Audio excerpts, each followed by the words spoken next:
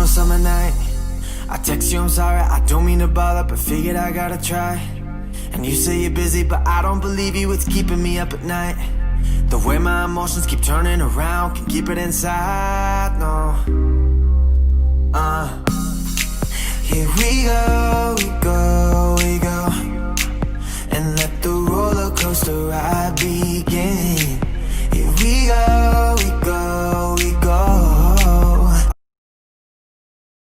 People say that after you get out of the first trimester and you're sick all the time, the second trimester is where it's at. It's where you're happy and just excited and glowing. And yeah, I didn't get that.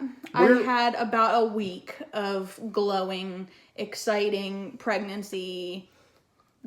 I'm gonna make it through this. The weird food for this second trimester was Wendy's chocolate Frosties and a chicken sandwich. The chicken sandwich being dipped into the Frosty. Into the chocolate Frosty. I it almost all goes to like the same place. I see dead bodies, and I was looking at it going, ugh. But here's the thing: some people wouldn't think that's a big deal. Like I would probably. I mean, I know I'm still pregnant, but I would probably still do that. And you people that put fries in your Frosties, you know who you are. I love that. That's the whole point of going to Wendy's. You're all serial killers. No, that's the whole point of going to Wendy's, is getting a chocolate Frosty and fries. Now, ladies, get that spicy chicken sandwich and dip it in the chocolate Frosty. Just do it. You'll thank me later. No pickles. Ew, no we didn't really have a pickle thing. You know, you hear jokes about pickles and stuff like that. Ugh. No pickles. No. This is where she didn't have particular cravings per se. She craved a brand of food. What? McAllister's. And Firehouse. She would now the closest and Arby's. The closest McAllister's is 35 minutes drive from here. Oh, well, I got it down to about 29 minutes. The closest Firehouse, she finally loaded the app on her phone. I get a lot of free stuff from McAllister's and Firehouse now because of their rewards, and I go so often that they pretty much know me. So, second trimester is when my Braxton Hicks started. They were not painful at all. If you don't know what Braxton Hicks are, they're basically like practice contractions. So they are like a tightening of the stomach. Those started probably right around, gosh, do you remember? Maybe 16 weeks. Was it right when it was pretty close to finding out that it was a boy? 16, 18 weeks. Yeah, it was pretty close to finding out, to when we found out the gender. I was still nauseous in my second trimester. I had about 1 week. Really? I had about 1 week of relief in the second trimester. So going back to, everyone says that the second trimester is where it's at. I thought that was going to be the case because I had 1 week where I was like, this is awesome. I feel great. I'm not huge. I'm losing weight. I can finally eat again. And you felt a little sexy then. You felt a little sexy. I did. Not a lot, but you... I was starting to feel like more confident in myself. Well, the big realization that you were pregnant was really sinking in because you kept saying in the first trimester that you didn't believe that you were pregnant. It don't feel real is what I heard a lot. Yeah. Which is actually a condition listed with psychological disorders. Okay, that is completely normal to not feel like you are pregnant. It felt like a dream. Like every day that I woke up, it felt like a dream that I had dreamed that I was pregnant. And so the second trimester, when I started getting those Braxton Hicks and I started feeling little flutters and kicks, I first started feeling kicks right around, like legit kicks, not just the flutters, around 18 weeks. So when that happened, that made it a lot more real. Some women, they fall in love with their baby when they see the 2 lines show up on the test. Some women don't fall in love with their baby until they see them. You fell in love when the heartbeat hit. When you heard the heartbeat for the first time, you wouldn't stop talking about it. Yes. And that's Because what, it became real. That there is a tiny human in me. Now, I still think he's an alien. The way he moved around in the second trimester, he was an alien then. But, okay, so second trimester, obviously we found out we were having a little boy. And very excited. you had your normal common stuff. Lots of ice cream. Anything cold. Just lots of ice cream. The ice cream, ice cold drinks, popsicles. When I didn't eat them. The fruit popsicles when she could find them when I hadn't ate them. Because lemon popsicles because of my acid reflux. Anything lemon or lime. Lemonade. I didn't put that on there, but lemonade was my jam. She drank a ton of still does drink a lot of lemonade. I still do. Shares it with the kids though now when they visit. The lemonade and lemon flavored things, that helps with my acid reflux. So obviously that's what I do. Okay, so right around in March, which was right around 24 weeks, I think is when it was. Towards the middle, I'll say, of my second trimester, we did have a little bit of an issue. I was feeling extremely dizzy. I felt lightheaded all the time. My eyesight was going and gone. I could not see my phone or anything for that matter when probably halfway through the day. And would you stop?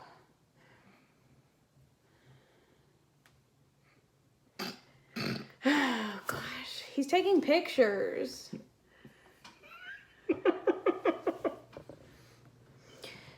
So I was having these symptoms, lightheaded, dizzy, I couldn't see straight. I really was getting a little scared of what was happening. When I went to my doctor the next time and told her what was happening, she decided to run some tests for anemia, and that ended up coming back negative. Everything came back negative. I passed my glucose test on the 1 hour first test. I passed the anemia test or whatever they call it, the iron deficiency test. You took a lot of tests. They tested me for everything and everything came back normal. Great. And so we really don't know, and it kind of just went away. But it was a good, month and a half that I was feeling this, right around 26 weeks.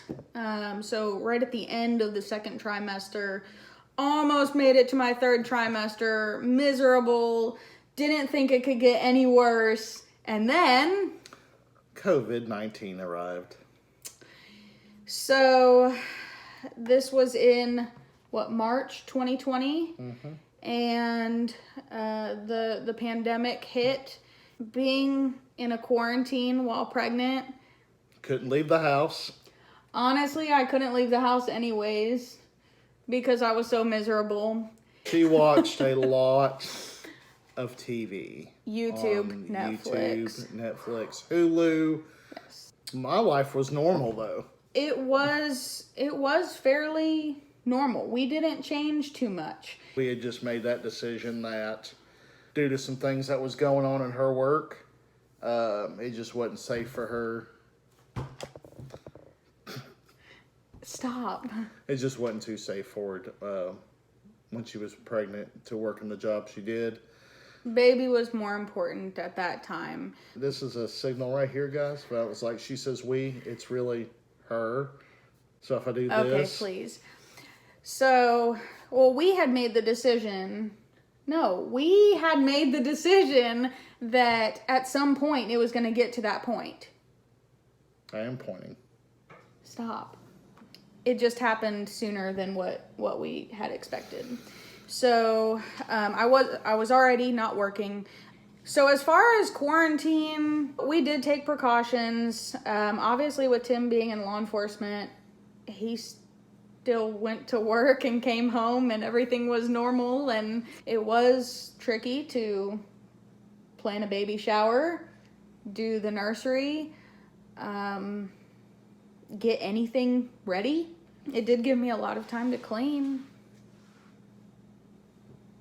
Gave me a lot of time. Well, the quarantine's over, so quarantine is over. The cleaning's done.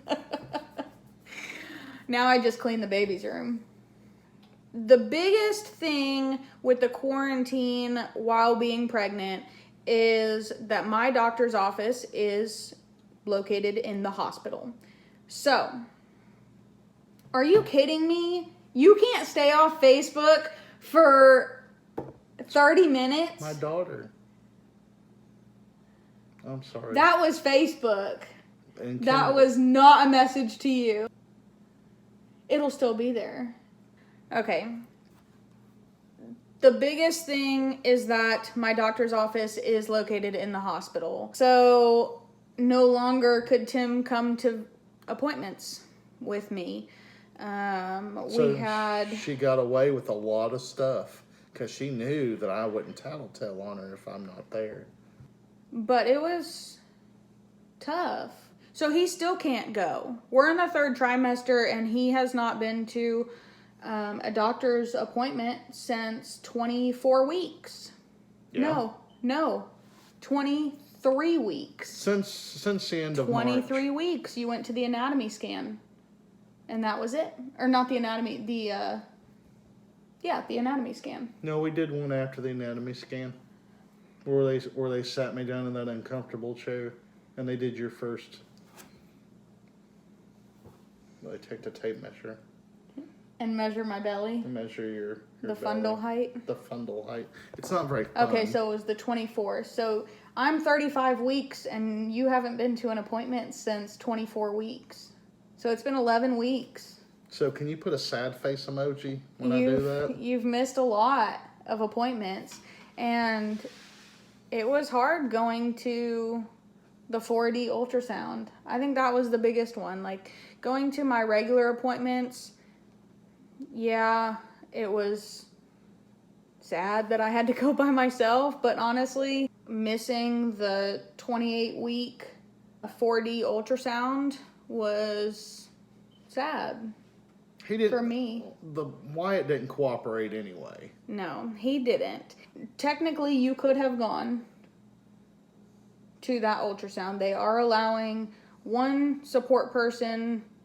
Actually, at that point, I think it was only the baby daddy. So When are you going to invite him to go?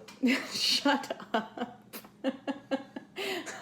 And they were allowing them for... They should allow him in. Stop. They were allowing the baby daddies in for the ultrasounds, but you weren't able to go because you're an essential worker. So I went to that by myself, and it was a little depressing. One, because Tim wasn't there. Two, because Wyatt did not want to show his face, and he was being a little beep. He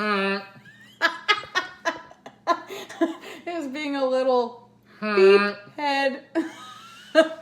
It was because I wasn't there. That has been the biggest thing that I think has really affected us being pregnant while in quarantine. Us, is that our pronoun? Stop. Is there anything else that you can think of that, like, was maybe different? One thing that definitely was an issue was things for the baby.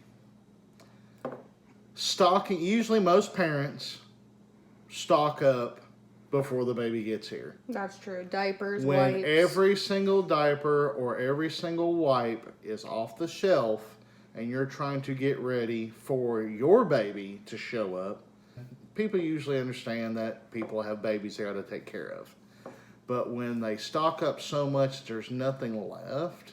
We were fortunate that people for your shower was able to scavenge and get some stuff online. Now, you toilet paper people right here, You toilet paper people. The hoarders. You are my problem. Luckily, at my office, I buy by the case. And the wipes. People who are buying baby wipes and using them to clean, those are the people that I have problems with. Let's go to some more fun things. Adult, I almost said adult diapers. He's stubborn. He's gonna be like, party time! In 2020. 20, no. We have adult wipes we buy because I don't like track marks. The symptoms of COVID, you could go to the hospital, but... Oh, you just said it. When was that? Well, wait, we're not there yet. We're not there yet, so we can cut that out. So you're not going to clean this before your folks get here? That's what the Roomba is for. Cause I wanna be loved by you. I wanna be loved by you. Cause I wanna be